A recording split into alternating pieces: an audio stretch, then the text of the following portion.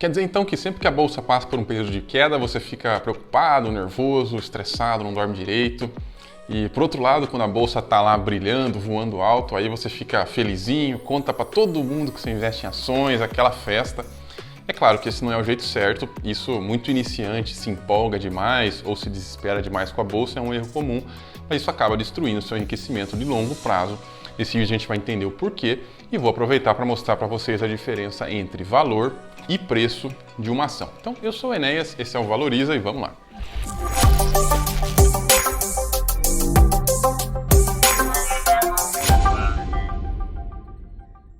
As oscilações da bolsa, apesar de serem super normais, incomodam muito investidor, principalmente investidores novatos, mas alguns mais velhos também, que ainda não se acostumaram com isso.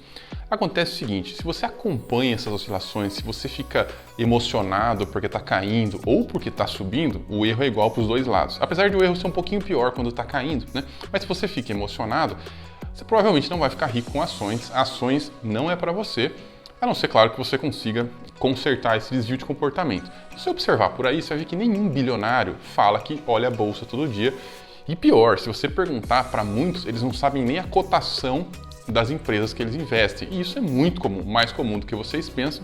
Pergunte ao Luiz Barsi, ao Liro Parisotto, ao Warren Buffett, eles falam que não deve ficar acompanhando a bolsa todo dia de forma frenética. Mas por que os bilionários não olham as cotações? Por que eles acham que é prejudicial ficar lá com o home broker aberto todos os dias? Bom, primeiro, porque no curto prazo as cotações são extremamente aleatórias, né? No longo prazo, a gente vai falar sobre isso na segunda parte do vídeo, aguentem aí, mas no curto prazo elas são aleatórias, são irracionais, né? As notícias até tentam explicar, né? Você abre lá no noticiário econômico, sempre vai estar escrito alguma coisa do tipo, a bolsa sofre de olho em pacote de não sei o que, em PEC emergencial, em queda das exportações, enfim. Eles sempre tentam arrumar uma explicação. A verdade é que eles não sabem, eu não sei, você não sabe, ninguém sabe. A bolsa cai por razões aleatórias, sobe por razões aleatórias no curto prazo. Quanto mais curto prazo, mais aleatório, mais nada a ver são as movimentações da bolsa, menos elas têm relação com os fundamentos, seja da economia ou seja da própria empresa. Ninguém nunca até hoje conseguiu modelar o comportamento das ações no curto prazo, até porque se houver um modelo que diz o preço correto que ela deveria estar no curto prazo, ela deixa de ser renda variável, né? Porque todo mundo sabe o preço, ela fica lá, renda fixa, o negócio fica precificado sempre pelo preço justo. Mas é justamente porque ninguém sabe que no curto prazo o negócio é irracional. E além disso, é irrelevante, não serve para nada, né? Tem uma frase do Warren Buffett, e eu vou provar para vocês.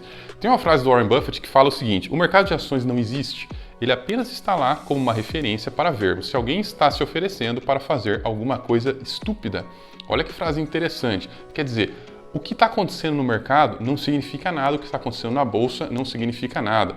Olha que coisa legal. Se a gente pegar, por exemplo, o dia 10 de dezembro, é um dia aleatório, eu fiz a pesquisa para esse vídeo no dia 11, então eu peguei o dia 10, que era o dia anterior. Vamos pegar uma ação como a Ambev, por exemplo.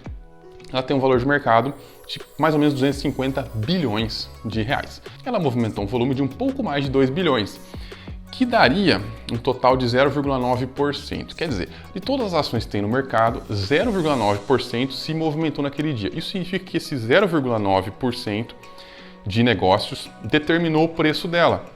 Então, o sócio, o dono, aquele cara que está lá tranquilo com as ações, ele não está nem vendo isso aqui. Porque é uma galerinha lá que está fazendo um negócio na bolsa, que provavelmente está fazendo trade, provavelmente está especulando.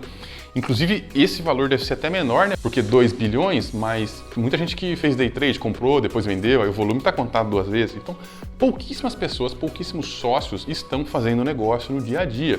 Muito pouco mesmo. E fica pior, se a gente olhar uma empresa como a WEG, por exemplo, no mesmo dia, tem um valor de mercado aí de uns 150 bilhões, o volume dela foi 350 mil. Quer dizer, 0,25% das ações foram negociadas. Isso não é nada. E o preço que a gente vê lá na bolsa é o preço que esse 0,25 aí pagou, né? Ou fica pior, se a gente olhar uma Engie aí, é a última, mas é que essa é a pior mesmo, hein? 35 bilhões de valor de mercado, volume financeiro 57 milhões. Quer dizer, de todo aquele 35 bilhões que a empresa vale, só 57 milhões trocaram de mão, dá 0,16%. Né? Fora que um monte deve ser day trade, um monte deve ser especulação, o tanto de negócio entre sócios mesmo deve ser quase zero. Por isso que eu falo que o que acontece na bolsa não significa nada. Não só eu falo, né? O Warren Buffett fala, que sabe muito mais do que eu e do que todo mundo, fala a mesma coisa, porque realmente não tem nada a ver o que acontece na bolsa. Mas você me diz, bom, mas como assim não vale nada, né? Se eu quiser comprar ou vender, é aquele preço que eu vou ter que pagar. Sim, isso é verdade, esse é o preço de mercado, seja ele feito por manada ou não manada, é o preço que está lá, é o preço que a gente tem acesso àquele ativo.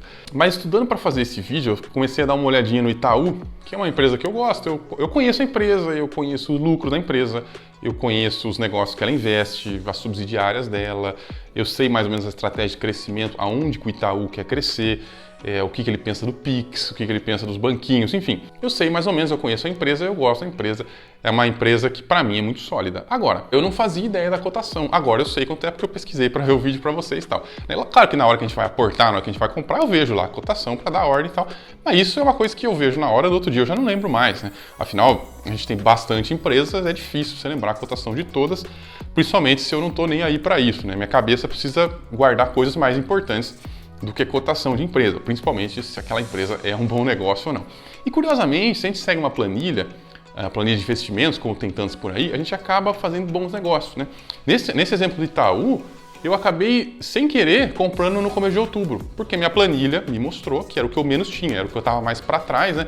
Por exemplo, eu tenho lá um objetivo de ter 3% do meu patrimônio em Itaú e estava só 2%, então eu peguei o dinheiro do mês e comprei Itaú. Acontece que depois eu vi que eu paguei lá 21 e alguma coisinha, que me parece que foi um período de baixa, né? Tanto que hoje já está bem mais que isso e tal. Acabei comprando aí com um bom preço, sem me preocupar com isso. Então, quer dizer, não é que o preço não importa nunca, é que a planilha acaba se importando com o preço para você. Se você compra sempre o que está para trás, você está comprando sempre o que está barato para você, não para o resto do mercado, não para o mundo, não para os outros investidores, mas para você. O que está mais barato para você? Aquilo que está para trás da sua planilha. Aquilo que você planejou ter 20% e está só com 15%. E isso é o que está mais barato para você, isso é o que você tem que comprar para acumular patrimônio. Então é só fazer um buy and forget.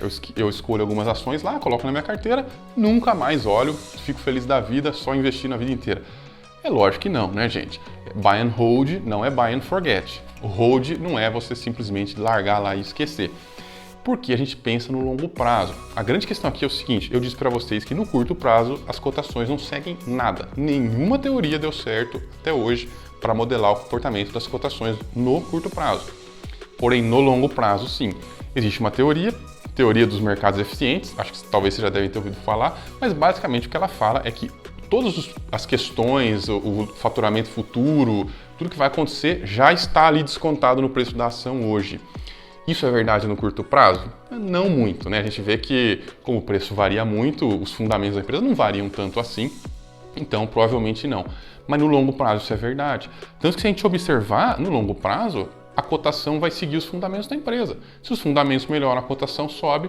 Se os fundamentos pioram, a cotação desce. Acontece que você precisa de anos para poder ver isso aí. Você não vai ver isso aí olhando um mês de gráfico, olhando um ano ou até mesmo 5 anos. A gente tem que olhar um período maior. E se você não acredita em mim, vamos ver uns gráficos que eu peguei lá no fórum do HardMob, uma discussão até bem interessante, vou deixar o link aqui para vocês, falando justamente sobre isso. E eu peguei lá algumas imagens, por exemplo, essa primeira aqui é do Itaú. Olha que interessante como a linha verde é o lucro da empresa, a linha laranja é a cotação. Olha como as duas andam juntas, né?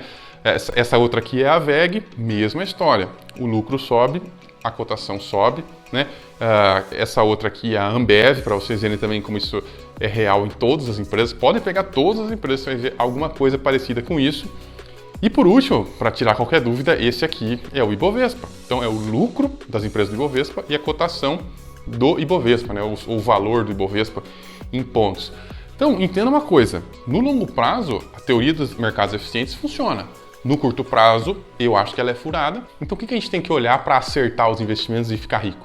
O valor e não o preço. Quer dizer, o lucro, as margens, a dívida se é equilibrada, a geração de caixa da empresa, como ela se posiciona no segmento em relação aos concorrentes, como que é o mercado que ela atua, como que é a governança da empresa, se ela não vai te passar a perna, esse monte de coisa.